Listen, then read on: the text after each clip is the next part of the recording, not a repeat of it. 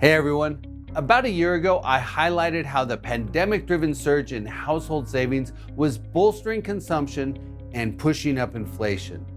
Total savings, including money market mutual funds, increased by nearly $5 trillion between February of 2020 and December 2021.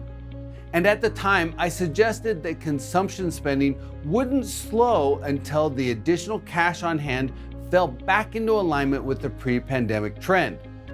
That meant the higher interest rates being put in place by the Federal Reserve would only have a muted effect on reducing inflation until the excess savings burned off. My thinking was that if people have extra cash in the bank, they'll continue to spend. Once the excess savings was spent, then the higher interest rates would have a greater impact. If you look at the year-over-year growth rate of savings, you can clearly see the surge during the pandemic. That reflects both the injection of stimulus as well as the fact that people stopped spending money on travel, restaurants, activities, and so on. Then as the economy reopened in 2021, there was a massive spike in retail sales growth while the growth of total savings came back down. Savings actually went negative. The total amount of money in savings and money market accounts began to shrink. And as the amount of money people had in savings went down, retail sales growth flattened. And we're now seeing the rate of inflation come down as well. We're approaching a tipping point. Total savings, including money market mutual funds, is back down to about $23.1 trillion. If you extend the pre-pandemic savings trend line, total savings is almost back in alignment with the projected level.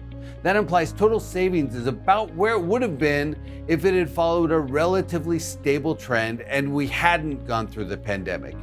And as a result, retail sales have begun to flatten, and that in turn is helping to slow inflation. A couple weeks ago, the headline inflation rate came in at 3%, down 100 basis points from May.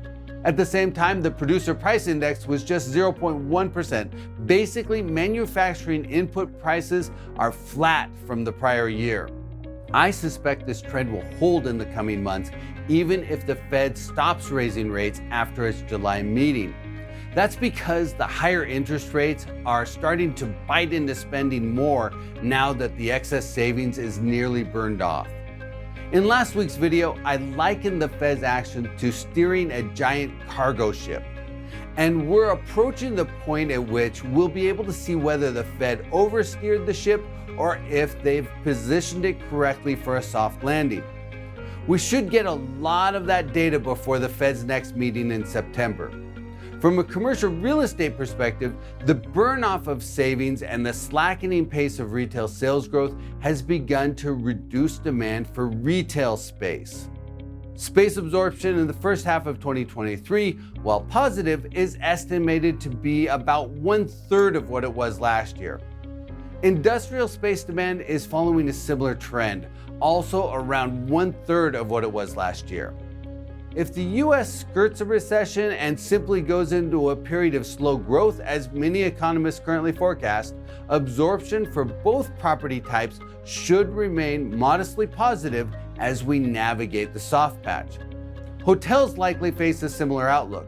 While occupancy rates have been quite strong, especially considering that many hotels are still operating with a staff shortage, the average daily rates may ease a bit as consumers become more mindful of their budgets and leisure travel slackens.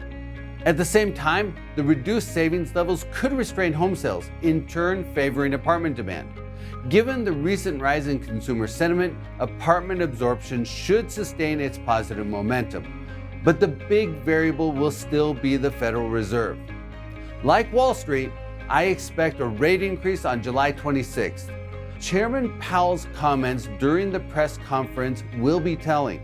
Hopefully, he'll suggest the Fed will be data-driven through the remainder of the year and signal that additional rate increases may not be needed.